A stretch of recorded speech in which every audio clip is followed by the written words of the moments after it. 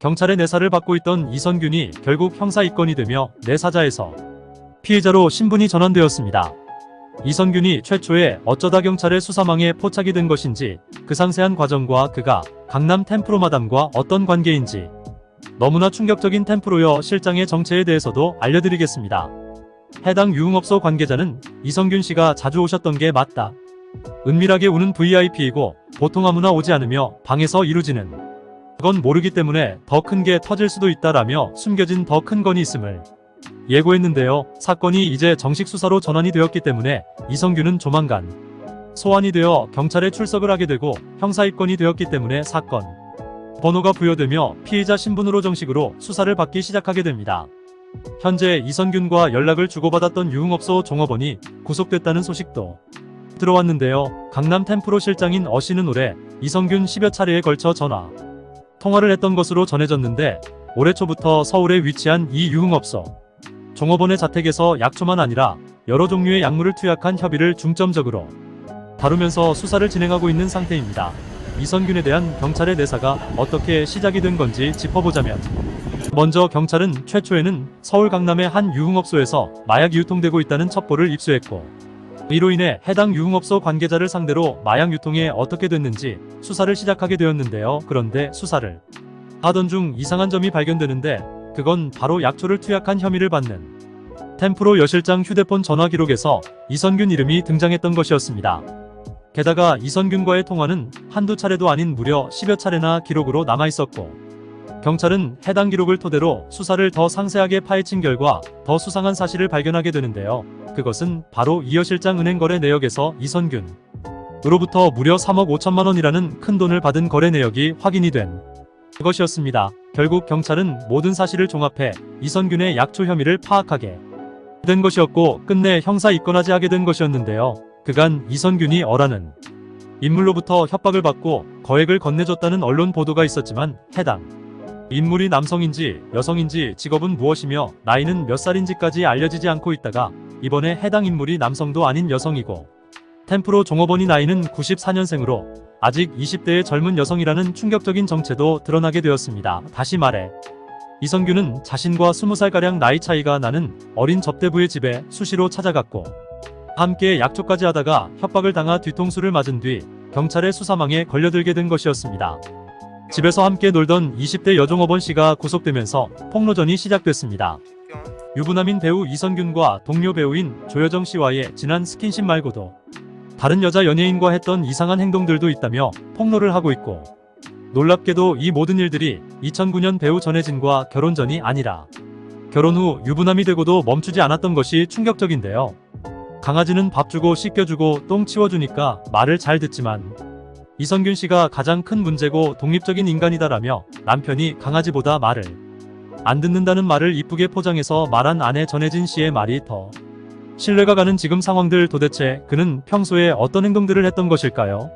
봉골레 파스타 하나, 이 한마디로 대한민국 여심을 사로잡았던 꿀성대 이선균. 특히 거부감이 느껴지지 않은 훈훈한 외모로 대부분 여성들은 그를 호감형 오빠라고 불렀죠. 하지만 그와 같이 개인적으로 술자리를 하고 나서는 방송에 보여준 그의 이미지와는 전혀 다른 모습을 마주하게 됐다고 하는데, 지인이 OST 관계자 여러분라며 의미심장한 글을 남겼는데 이후 공효진의 인터뷰 내용을 보면 그 글에 담긴 의미가 이해가 갔습니다. 공효진 씨도 조여정 씨와 비슷한 일을 겪었는데 영화 기생충이 아카데미상을 받은 후 뒤풀이 파티에서 이선균은 술을 마시며 기뻐했고, 이때 이선균의 표정은 마치 어린아이 마냥 대단히 밝아 있었는데 특히 순간적으로 목을 파르르 떠는 이상 행동도 포착되기도 했죠.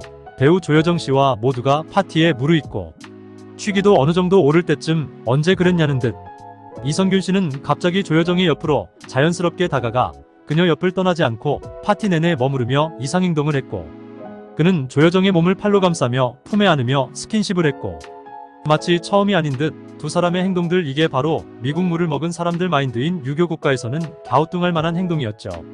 하지만 서로 이런 행동을 할 수 있기까지 어떤 과정을 겪었을까요? 이선균은 처음 배우 공효진과 만난 자리에서 공효진은 식사하셨어요? 라고 물어보면 어라는 한마디만 하고 가버렸고, 공효진도 사람인지라 이 사람 왜 이러지라는 의문을 갖게 되었죠. 하지만 이선균이 행동을 보면 이미 그는 선수였던 것인지도 모르겠습니다.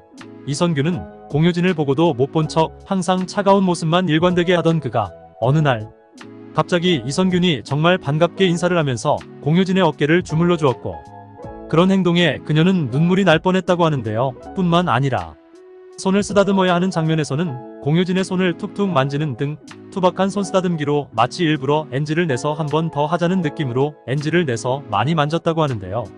이후 두 사람은 친해졌고 그 분위기가 드라마 밖에까지 느껴졌죠. 그리고 보통 포옹, 어깨동무 안아올리기 등 스킨십을 할 때 혹시 모를 상대방의 불쾌함을 방지하기 위해 손이 닿지 않도록 배려하는 것을 매너손이라고 하는데, 이선균은 포옹과 어깨 만지기 등 스킨십을 좋아했던 것 같습니다. 연애가 중계 게릴라 데이트에서 보통 게스트들이 출연하면 거리에 계신 팬분들과 대화를 많이 하려고 노력하는데, 당시 이선균 팬만큼은 다른 게릴라 데이트와 달리 주변의 여자들만 서 있고 그는 어린아이처럼 해맑게 웃으며 이 방송 이상해라고 소리치며 내심 싫지 않은 듯 마지막 한 여성까지 안아줬던 장면이 아직도 화제가 되고 있습니다.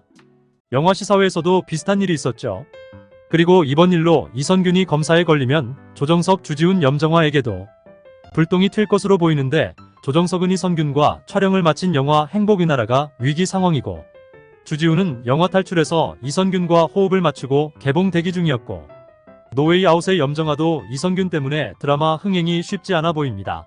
개인적으로 어렸을 때 본 드라마 파스타로 인해 친근했고 목소리가 특이해 많은 성대모사가 있어 좋아했던 배우 이선균이 갑자기 뉴스에 안 좋은 일로 나오게 되어 많은 분들이 기분이 좋지 않을 것 같은데요. 심지어 와이프와 처자식까지 있는 이선균이 이런 일에 휘말리다 실망한 사람이 한둘이 아니죠. 이 사건에서 가장 큰 피해자 배우 전혜진 씨와 그 가족들이 아닐까 싶습니다.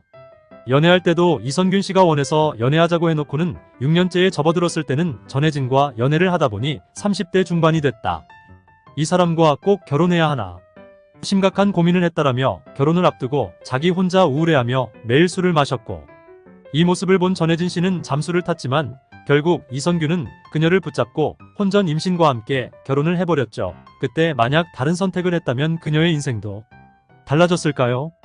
최고 최다 최초의 기록을 보유한 예술성, 오락성, 대중성 모두 인정받아 오늘날 가장 영향력 있는 감독 중 한 사람인 봉준호 감독의 기생충 그가 만드니 영화는 오늘날을 위한 복선이었다.